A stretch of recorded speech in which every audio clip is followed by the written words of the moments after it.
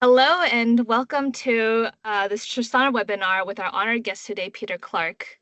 Peter Clarke is the CTO of Lorna Jane, a groundbreaking athletic-aware retailer based in Australia.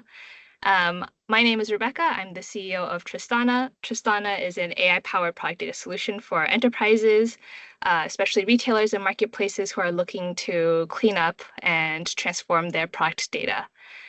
We think it's a common problem that many retailers have, that they are looking for enriched data for their product information and for that to be syndicated to all their sales channels. And that's exactly what Tristana is built for.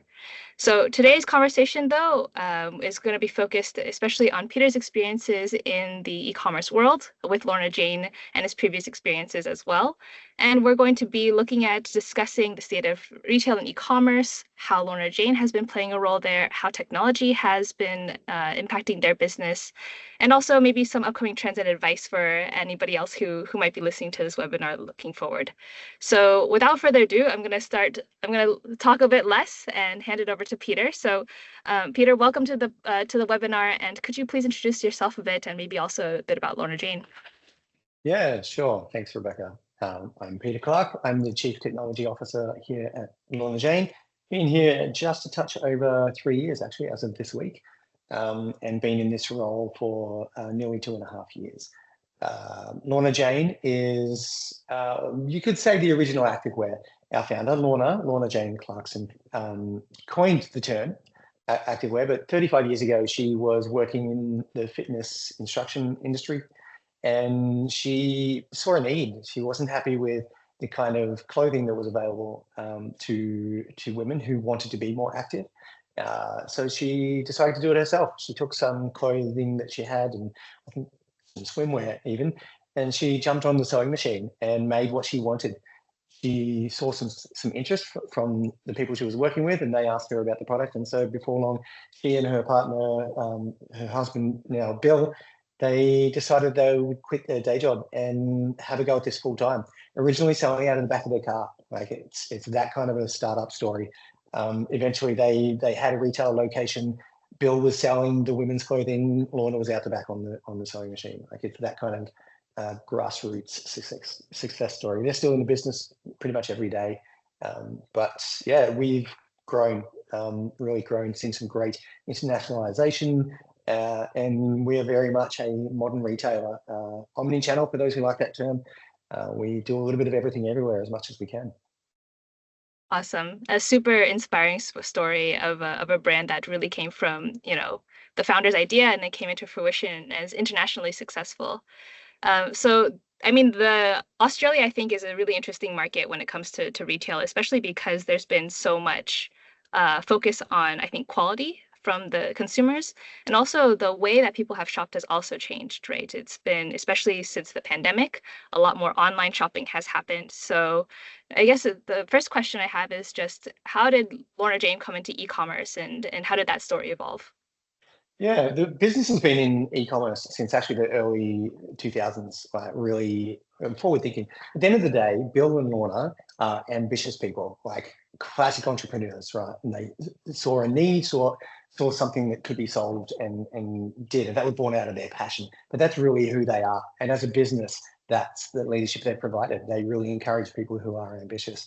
And so when the company saw e-commerce as an area of facilitating customers' access to the brand, they gave it a crack. We were talking the other day. We have a woman in our business, Deirdre, who was here at the very start of that. She works at in our logistics team in the distribution center, and she was telling the story of when, the days when they were worried if they would be able to fulfill 100 orders online because she was the person like packing things and sending them out to people.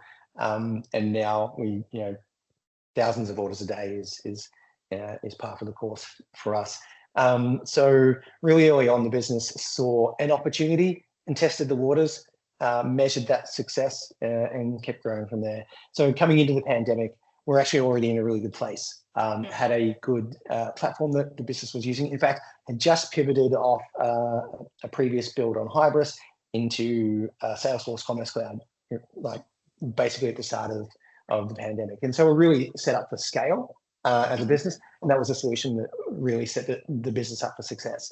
in not only using e-commerce successfully, but actually making it a part of the business. Because here in Australia, we had significant impact to retail business, a lot of lockdowns and the likes.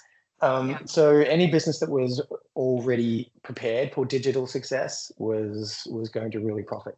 And as a business, we were ready for that.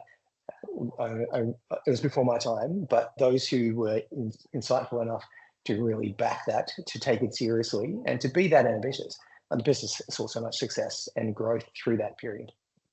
Totally. And we'll come back to, I think, the topic of Salesforce Commerce Cloud and how that's been enabling the scale of the e-commerce platform or not, I think a little bit later. But before we go there, of course, your title is the Chief Technology Officer at Lorna Jane, and it's not necessarily that common for retailers to have a CTO. And you've also explained, Lorna Jane's early investment to e-commerce. So can you tell us a little bit about how technology really fits into Lorna Jane's strategy? Has that always been central? Are you the first CTO, or has that been something that's been a new focus for the company? Yeah, I am the first CTO, and I'm honoured that that trust has been put in me. So, Bill, if you're watching, thank you. Yeah, look, the business has always valued ambitious people, so I definitely appreciate that. But also, they really value strategic thinking in the business.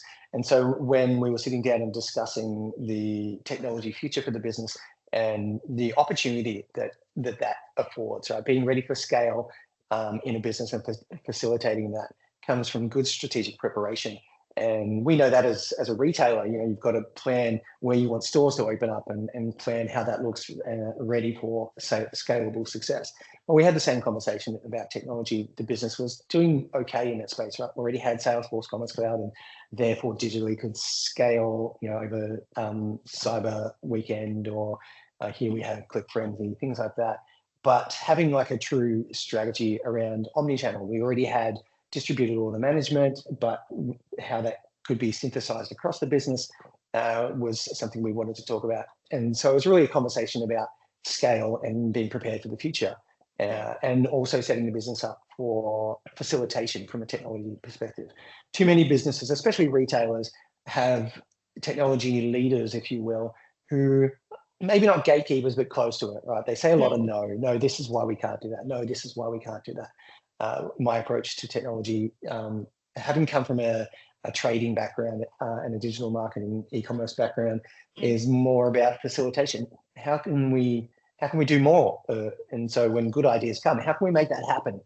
Sometimes, especially in the age of cybersecurity, you have to do that carefully, but an approach of more of how can we make your job better? How can we facilitate all these people? We have more than 1,000 employees in our business. How can we make their lives better so that their daily jobs, they can focus on doing what they do really well, whether that's someone in the stock team or someone in the retail ops team or someone out on the floor in a store? How can we use technology to make their job better? And I think there was a real alignment there over my thoughts on that and the business's desire to come out this other side of COVID absolutely flying, right? And so I really appreciate the faith that the business has put in me. And I would encourage other retailers to take that seriously. Technology is not something you have to have. Technology is a key part of your business success. And businesses that take that seriously with executive and strategic leadership, I think, will find themselves ready for whatever tomorrow brings, because that's really what this is all about. Retail is so fast moving, so dynamic. Being ready for whatever tomorrow is, I think if you're proactive, you are more set up for success. Sorry, there was a very long-winded discussion about that. Sorry. Love that. No, but I love what you said. I think the last point that you were talking about, which is really about just having that flexibility, right? To the next TikTok that appears or the next whatever way that people are looking to engage with products. If you have the strong foundations from a technology perspective within your business, it gives you the capability to react quickly and to take advantage of those opportunities when they come up. So I totally agree. I think that's a fantastic way to put it. So I mean, just talking about then implementing technology at Lorna Jane, is there a big project that you've done recently that you think has really made a difference, or something that you're maybe doing now that Yeah. that you can talk Yeah, about? yeah. There's two big projects, two or three, always going on here. A little over a year ago, we changed our omni-channel stack. So we did ERP and point of sale at the same time, and our middleware. It was a wild and crazy year, but really successful. So we now partner with a company called New Store for our point of sale. And that's really changed the game for our retail staff. We went from a really unstable monolithic system that was a huge technology debt, and now we've gone to what is the closest thing to a SaaS provider. I think a mature point of sale can be. Always on, just it's an intuitive selling experience. The staff love it. Customers find it easy to engage with staff because of it. Anybody who's looking at the pods, check that out. But so that was a little over a year ago, and then just this week, actually, we rolled out. We've migrated our previous OMS across to the New Store product as well, because that partnership is going so well.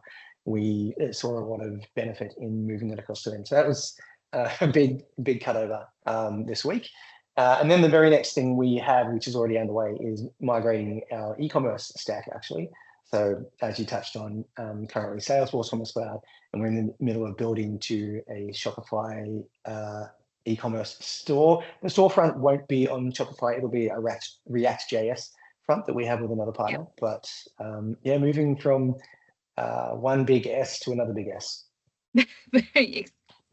Precisely. So let's dive a little bit into the Salesforce migration. So what kind of triggered that? What problems are you looking to solve in going from Salesforce to Shopify? Yeah, a lot of it really comes down to that reactivity, or being agile with a lowercase a, not a capital A. Yeah, we saw that the partnership with Salesforce, who have been a great partner, and they make some great products and really understand a lot about retail. The partnership was pivoting. We were looking for a more agile, responsive way to do our technology, and being what is akin to a monolithic system. We found that really slow and hard to react, and we needed so many more resources to move quickly. And we wanted something that we could, or an architecture that we could control a little bit more easily, putting changes and customization into the hands of our e-com team where possible. So we're going to a storefront that will be easily merged effectively, but also a business that is more aligned, I think, to retail success. Not that Salesforce doesn't take that seriously, a great partner for so many years, but I feel like that their success model has changed. And so it's fine, and that will continue to work for them with a lot of their business partners, but it wasn't right for us anymore. And so we went out looking for someone who was a little more disruptive, if you will, and willing to try new things. In the past, I've loved working with the Demandware team that became Commerce Cloud, and was looking for a partner, technology partner, that was still thinking like that, liked to do the cool stuff. And there's no doubt in my mind that Shopify is kind of that player in the market now. Works for us on a few front ends. They've also made some changes in the last couple of years that makes it more attractive for an international business. Once upon a time, their product was more challenging for international trade. Definitely more mature in that space. We continue to love them to do more. There's things that they could do. They're not perfect, but I believe that we'll continue to see great developments from them in the near future. Totally. And I assume that when you guys had made the decision to take a look at another e-commerce platform to migrate to, you guys had done a search of the market and evaluated a bunch of different vendors. So can you talk us a little bit through that process, and what were the key factors you were looking for in that new partner, which eventually became Shopify? Yeah, sure. Let's not skirt around the issue. Price matters to everyone, right? Like in this current market, especially, people care about cost saving. We are absolutely going to save a ton of money, which is great. We love that. There's no doubt. And we'll be able to use that profitability to do other great things for the business, because that's what it really comes down to. It's not that Salesforce is not worth the money. It's that means that there aren't other initiatives we can do and keep our margins where they are, which at the end of the day affects what we can give to the end customer, right? And that's what really matters. So we evaluated absolutely based on cost. Capability, for sure. We need a product that can serve our needs as a business. We do some crazy things at times, and we like that. I've said this a few times, we're an ambitious business, and we come up with some cool ideas that we like to be able to do. And we don't want a massive dev team. In fact, we work with partners almost exclusively. We do very little in-house dev. We want to be able to do that without a massive dev team. And so moving to a stack that puts that back in the hands of, well, everyone's talking about it these days, clicks not code. Right? We're trying to build a stack that is still reliable and scalable, but can do that for our ecom and marketing teams, giving them more power to try more things. That's what it comes down to. Instead of building a business case for a change that we have to put into our roadmap and build and QA and deploy, we can just go, here are the tools. They're scalable and they're reliable. If you guys are up for it, do that, try it, test it, measure it. Was it successful? Great. Let's make that part of the permanent offering going forward. And so that was a big part for us, making sure that that we could do that as well. And then again, is that forward thinking? Who is the partner that's going to do the cool stuff going forward that gets retail, gets e-commerce, and is keen to do that going forward? And there are a few doing some cool stuff that we've learned again through this partnership with New Store, that if you can find a partner who is so forward thinking that they're doing things so much faster than you ever could have appreciated, and solving problems better than you ever hoped was possible, if you can find that partner, then you should partner with them. And we are loving that about Shopify. Again, no partner's perfect, but so far, so good. We're really appreciative of them looking at our problems and how they can solve them. And that's a big benefit of partnering with software providers, right? Which is you benefit from all of the development that they will continue to do. And assuming that they're focused on retail in your space, then every new functionality that they release or every new feature that they come out with is going to be something that is readily at your fingertips to be able to use for your business. Yeah, absolutely. Look, if Toby and Harvey are listening, there are some things that are not open to us that we would love. They can reach out to me and talk to me, because there's a couple of things I'd like fixed. But other than that, no, it's been a really good experience. And all of that comes down to the individuals here in region that we're dealing with, right? The success partners that are helping us understand. Our implementation partner has been great in that regard as well. I say this all the time: just find good partners who are going to advocate for you and who are good at what they do, and the rest is actually fairly easy by comparison. So you kind of alluded to this, right? Which is you guys don't do a lot of in-house development. You don't have a big in-house developer team. You partner externally to get the technology into Lorna Jane as you need it. So has that always been the case for Lorna Jane? Has that always, or how did it shift towards that model as opposed to doing a lot of internal build? Yeah, no, the business definitely had more internal resourcing and therefore reliance on that and that tech debt. No, we've definitely moved away from that.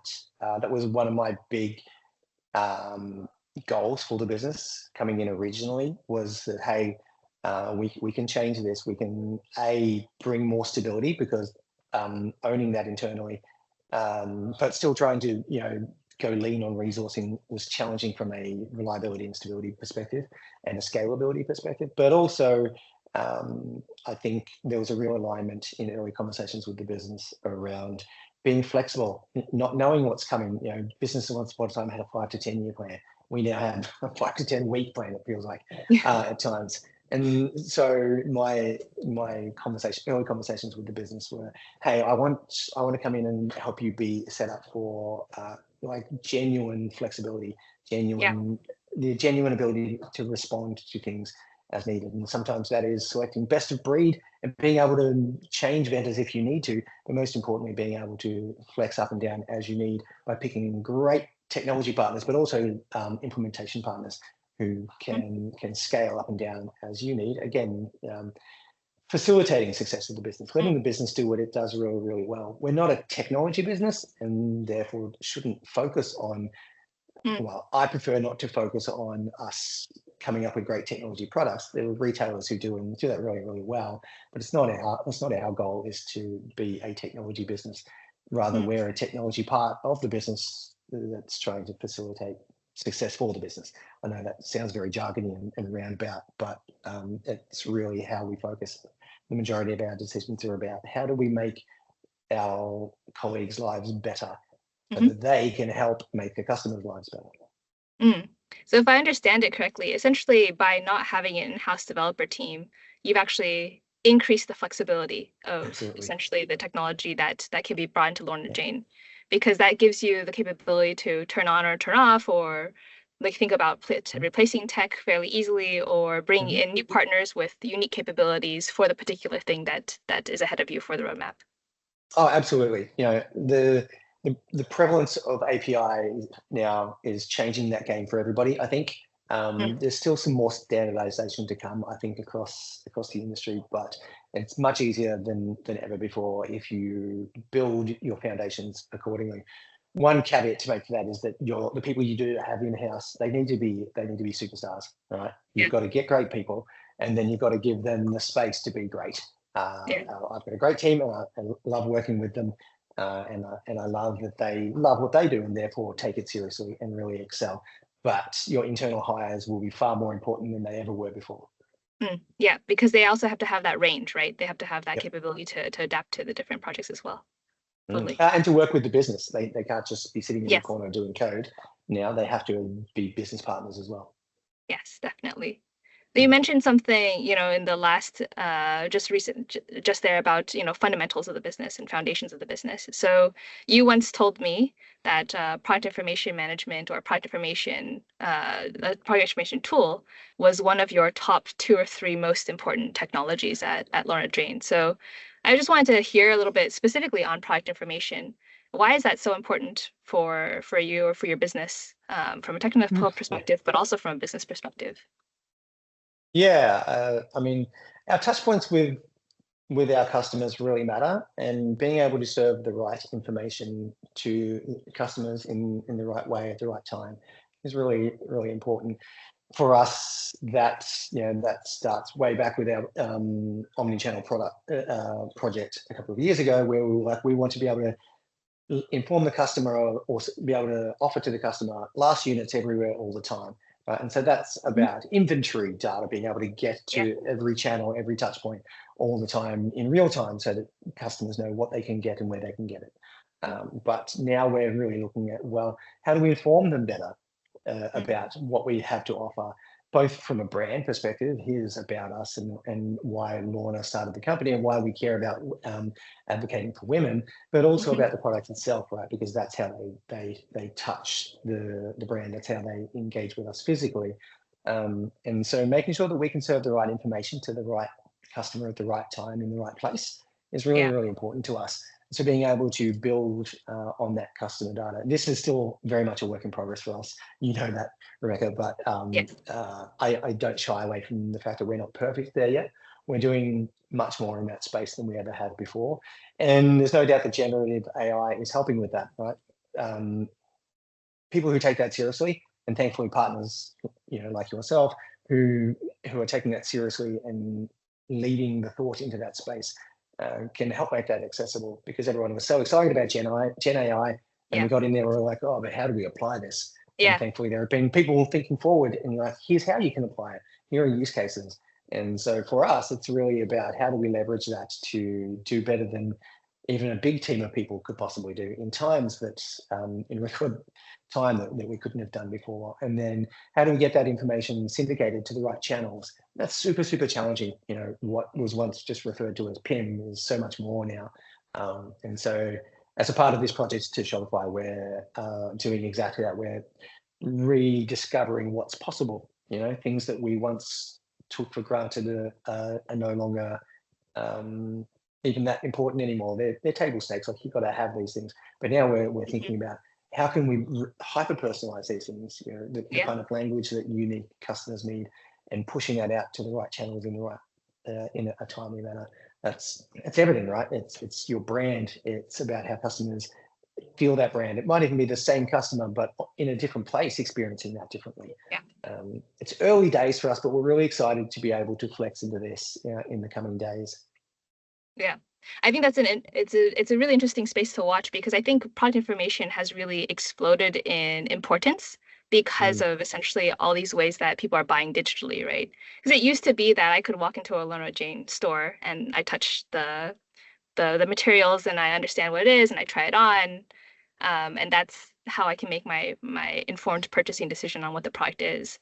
But if now I'm trying to order that from Singapore, let's say, from instead of Australia, then I need all the details around the sizing and what it's made of and how it's going to feel in order to essentially make the right choice from a purchasing perspective. Or otherwise I'm going to return it, right? And Yeah. that's not a good experience for either the retailer or for the customer. Yeah, and that's really the where we start for this. This is more goes beyond that for us now. We want Yeah. to go, how can we take that to the next level? If it's someone who's not in a physical store, how can we help them understand what the product is like as though they were in store, or even help them get to an in-store experience? Or they may be in store, they may see the product somewhere and they want to know more about it. And so being Yeah, able to serve that product to them where they are. Like everybody's carrying a computer in their pocket these days, right? Like totally. we want to make sure that the right information gets to them in the right way at the right time. So if they're in store, it might be an NFC or a QR code that brings up information about the product that they're looking at and helping them learn more about that, or making wish lists in store, or being able to learn about that product and wish listing that for later so that they can go in store or they can go home and check it out there or buy it through our app.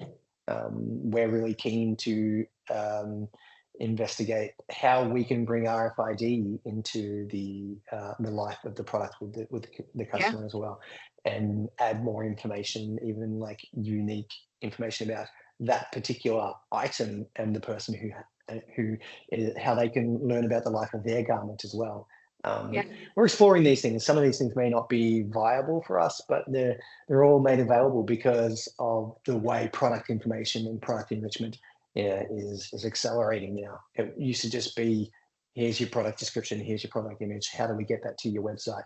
But Totally. it's so much more than that now, right? And here's the image of the product, and here are all the attributes about that product, and here's the enrichment of that product, and how do we serve the right bits to the right channel based on customer needs. It's a really exciting part of what we're doing. Digital, yes, but like everywhere customers are now, and there's no doubt that it's an exciting time to be a part of that journey. Amazing. Yeah, totally. Definitely music to my ears. I wanted to go back to one of the things that you had mentioned, which was around branding, right? And how important it was to kind of own that story and how the brand presents itself to the customers. And I would assume that this is maybe one of the driving forces for Lorna Jane to be investing so heavily into its own e-commerce store versus, let's say, in an equal or lesser investment into other marketplaces, like let's say an Amazon or an eBay in Australia. So how do you think about the balance between that and being on the various channels, owning your own channel, owning your own branding versus, Yeah. you know, taking advantage of the other ways that customers are engaging with products? Yeah, the following views may or may not reflect the views of the wider Lorna Jane business. Yeah, look, if you can build a great loyal customer base that engages with you directly, that's fantastic, and you really should, right? Like you should as much as you can and build into that as much as you can, not just because it makes commercial sense, because you're probably getting more margin, but because it's actually how you can get first party data. Sorry to make it technology.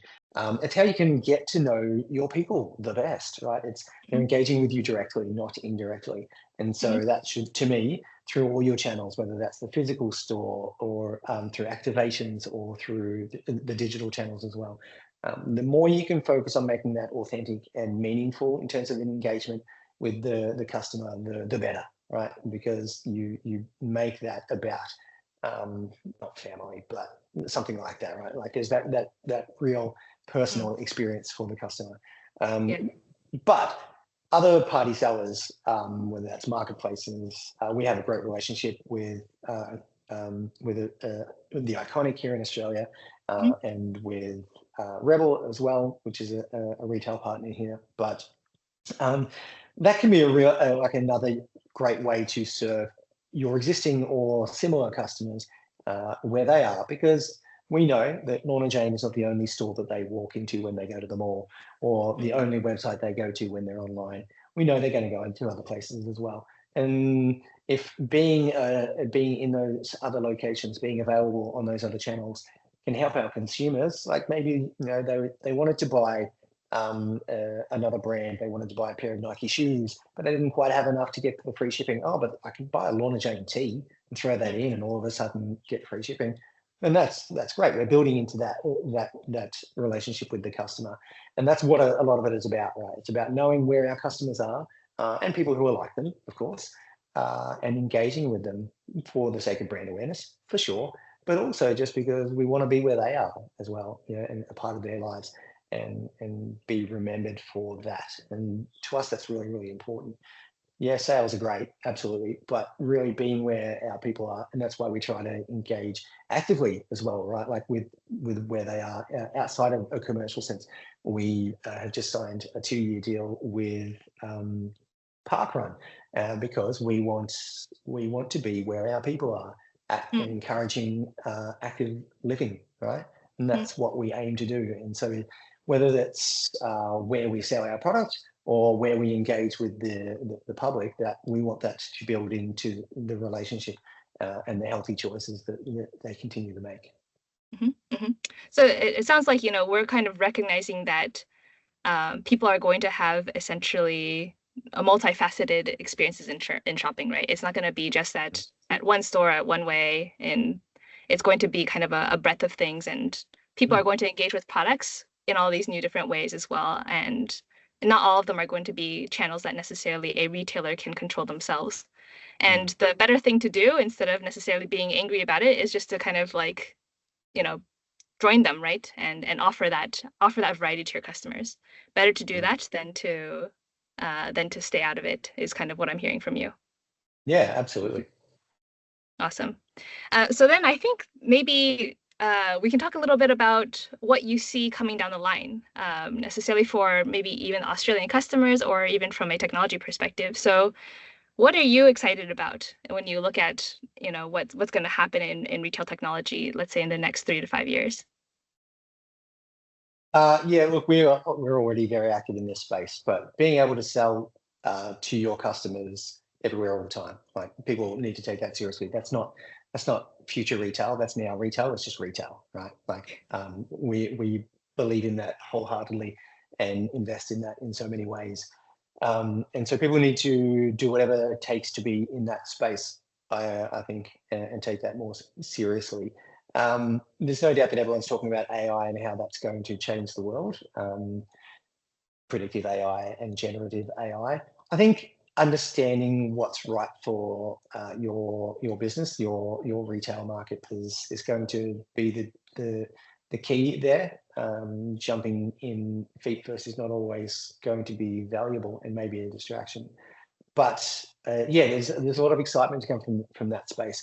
What will be challenging as technology leaders is being discerning about how we use that. Yeah, we Yeah. could use AI to draw up all our models and do all our campaign videos, but is that a good use of the tool?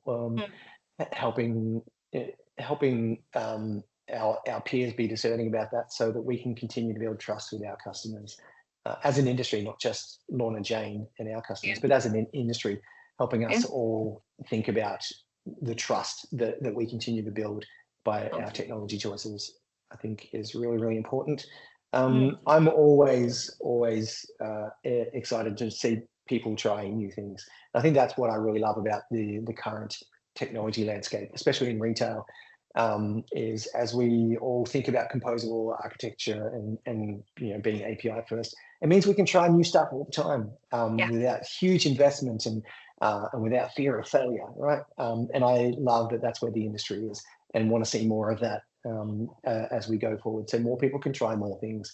We all benefit from that. Then it's not just about competitive advantage; it's actually about the industry um, getting better which at the Yeah. end of the day is to serve the customer so we can be serving them better. I'm a customer, I'm a shopper, love it, really, really love shopping. And I love it when retailers are doing new and exciting things to get me what I want and to help me enjoy that experience. I know that sounds so consumerist. Sorry, I'm not. Well, I might be. But at the end of the day, like it's something I really enjoy, Yeah. and so like it when retailers and brands appeal to that part of me. And I think if I put my industry hat on, it's the same thing. This next phase is going to be really exciting in that space because we all get to try some really interesting things. Totally. And kind of going back to this, because I think that it is a really big topic, right? Which is, can you trust AI generated things, Mhm. or how does that help or not help the Mm. brand trust that consumers have? So I guess the Yeah, question here is just, what are you excited about in terms of AI? Like, where would you not go? Where would you go? Like, what are mm. things that you're thinking about there? Yeah, we've done a little bit of experimentation with the idea of generated imagery. We're Mm, not, it's not quite ready yet. It's really close. yeah, But where I personally am concerned about what that might do to erode trust in our brand and again our industry, as I mentioned a moment ago.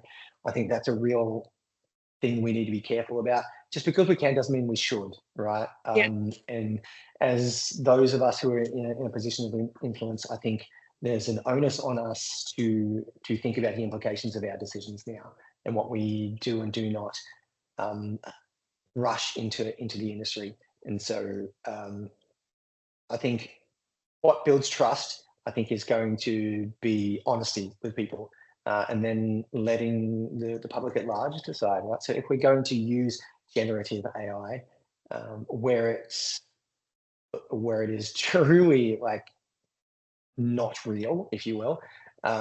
So imagery is the big one, I think, that mm, is on people's minds. I think helping the consumer know that and letting them decide how they want to engage with that. If it's other forms of content, that's probably less of a concern, I think, because people are discerning about words and they know that's indicative of concept. But imagery, I think, is a real concern around that. I think we also have to be careful about how and when we serve that content or the decisions that we make on the back of that, because people want to know that their privacy is being protected. yeah, In the age where AI can hyper personalize things, machine learning has taken us to like a really exciting level, but also again, if you go too far, people won't feel safe anymore, and that's not okay. Like even just from an ethical level, we shouldn't be promoting or using technology in a way that doesn't make people feel safe. People should be allowed to feel safe in their own homes. Um, totally.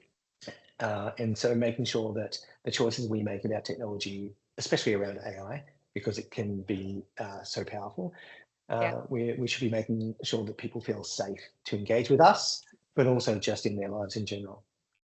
totally. Totally agree with that.